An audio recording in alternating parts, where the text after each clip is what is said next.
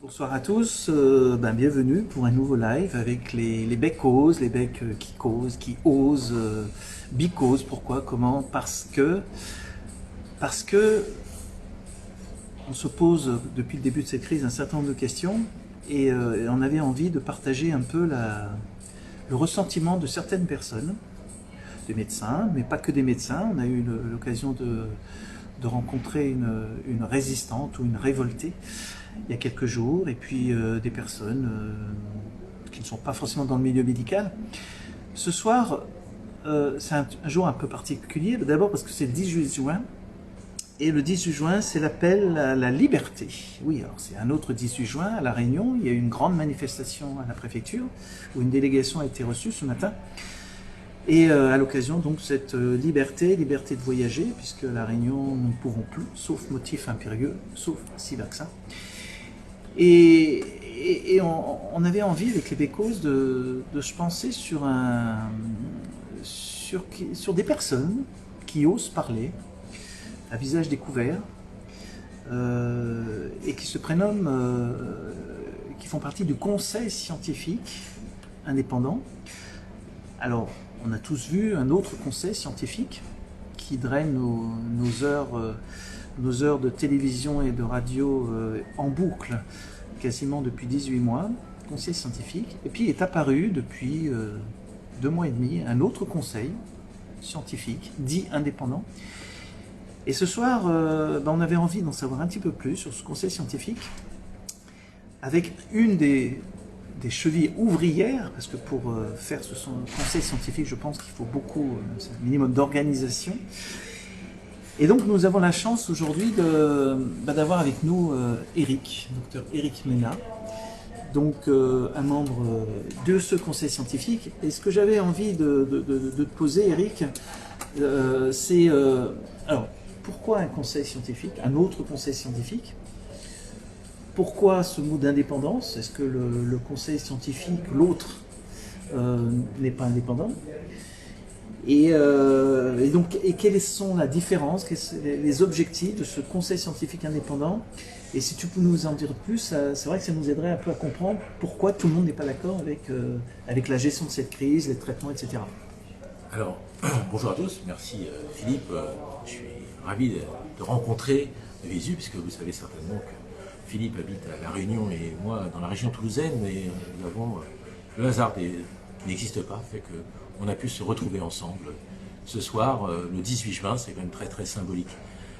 Alors, c'est vrai qu'on a été nombreux parmi les médecins, les scientifiques et le grand public aussi à être perturbés, choqués par la gestion de la crise sanitaire dès le départ, et surtout, vous le rappelez, cette interdiction qui a été faite aux médecins de soigner, même de voir les malades, et ça nous a vraiment révoltés. Donc une association s'est créée à cette époque qui s'appelle Laissons les médecins prescrire, parce qu'on était totalement révoltés de ne pas pouvoir faire simplement notre métier, comme on l'a appris, de façon tout à fait normale.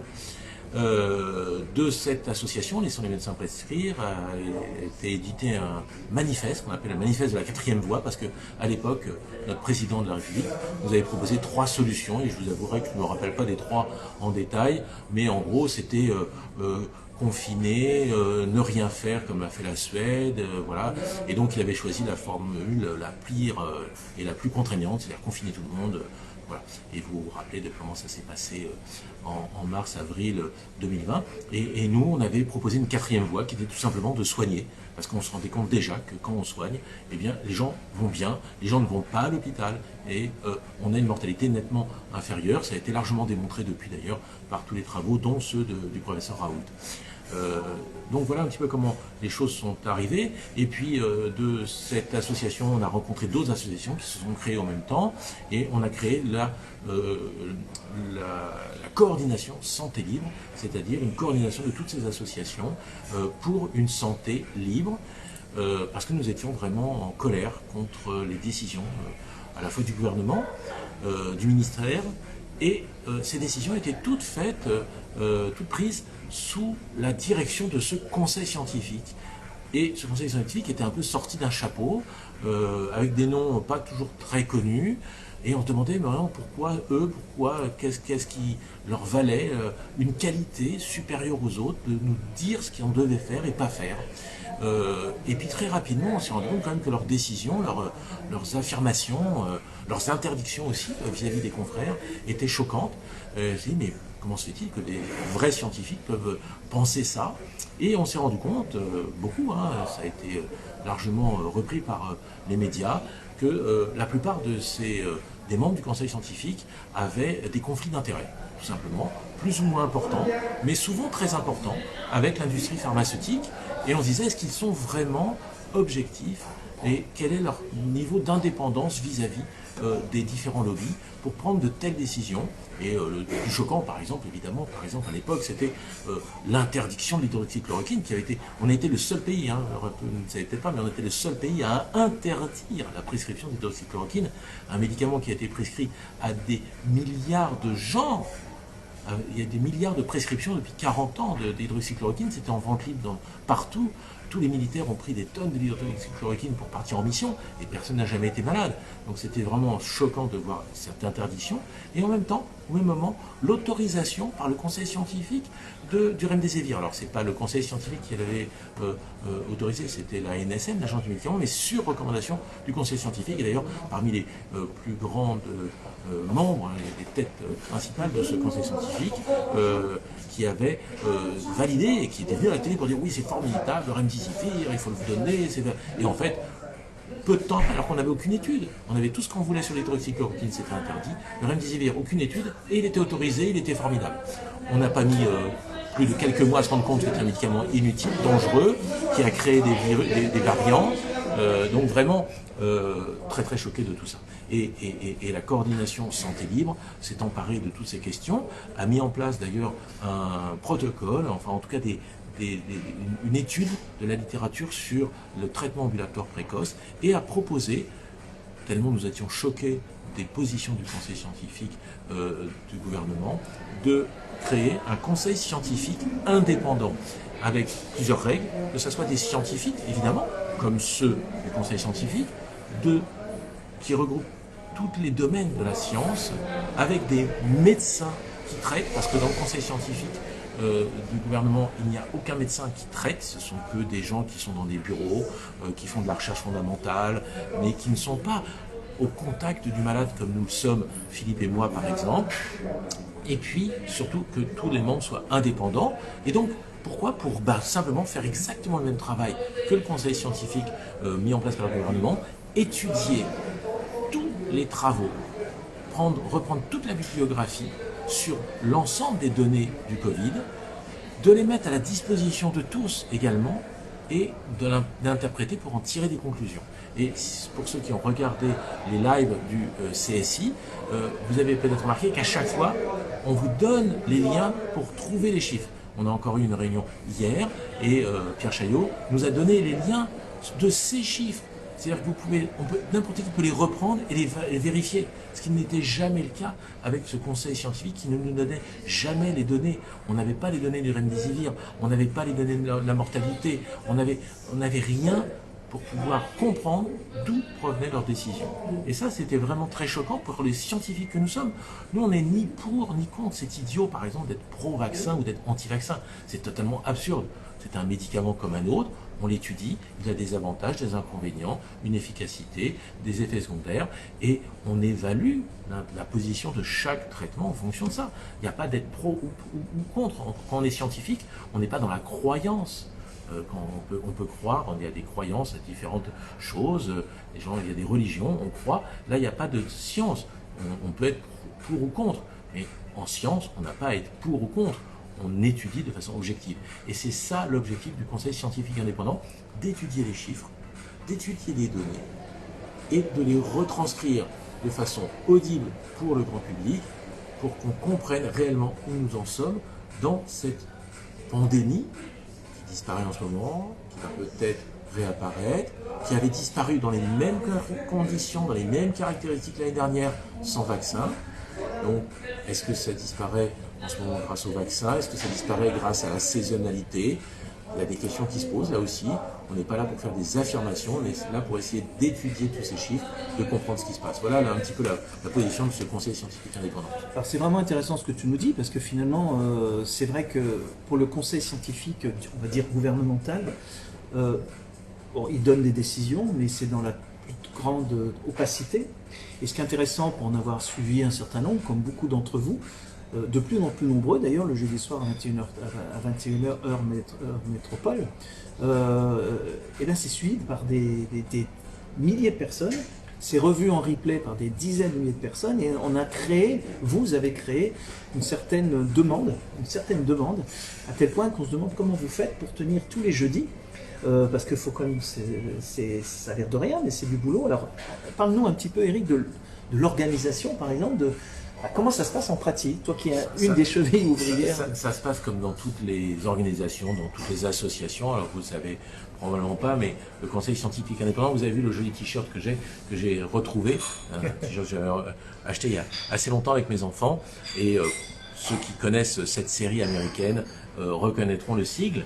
C'est le hasard, et le hasard est amusant parce que finalement, dans cette série américaine, vous savez, ce sont des experts qui enquêtent sur les conditions d'un crime.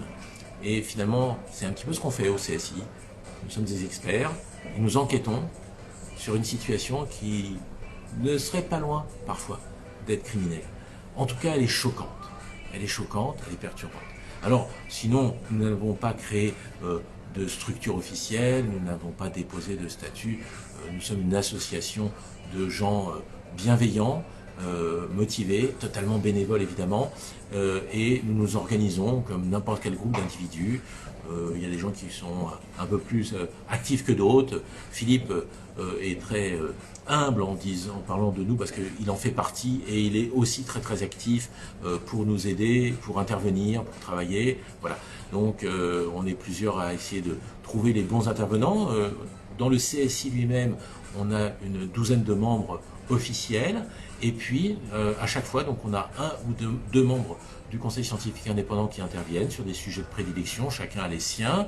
On a des mathématiciens, on a des pharmaciens, on a des épidémiologistes, voilà. Et puis on fait intervenir très régulièrement, et pratiquement chaque soir, enfin puisqu'on fait ça une fois par semaine, un intervenant extérieur qui se démarque par sa personnalité, par sa réflexion objective, par sa totale indépendance. On a eu comme ça Laurent Mucchielli, on a eu la députée Michèle Rivasi, on a eu le sociologue Michel Maffezoli et bien d'autres, le statisticien Pierre Chaillot. Ce sont tous des gens très très rigoureux, qui n'ont rien à vendre surtout. Ils ne sont là que pour essayer de nous aider à réfléchir, pour comprendre où nous en sommes et essayer de reprendre notre destin en main. Je crois que ça va être le plus important pour l'avenir. Il n'y a que deux solutions. Ou on accepte d'être totalement manipulé et que quelques-uns décident tout en haut de comment on doit vivre et comment on doit réagir et comment on doit être demain, ou bien on doit essayer de reprendre un petit peu notre vie, notre destin en main en faisant des choix pour notre santé, pour nos enfants, pour notre avenir. Je crois que c'est vraiment très important parce qu'on a quand même eu l'impression qu'à un moment donné, ces choix étaient vraiment dictés par des motifs qui n'avaient rien de sanitaire, qui n'étaient pas en lien avec la santé des gens. Et le meilleur exemple, le plus récent, vous avez vu qu'on a avancé la levée d'interdiction des masques. Beaucoup de gens ont été très contents qu'on lève l'interdiction des masques plus tôt que le 30 juin. Et c'est tout à fait illogique, puisque tous les experts du gouvernement avaient dit qu'il fallait surtout pas le faire avant le 30 juin, et que même 30 juin c'était un peu juste, et qu'il fallait surtout attendre. Donc il n'y avait aucun argument scientifique parmi les pro-masques pour lever l'interdiction plus tôt. Aucune. Sauf les élections dans 10 jours.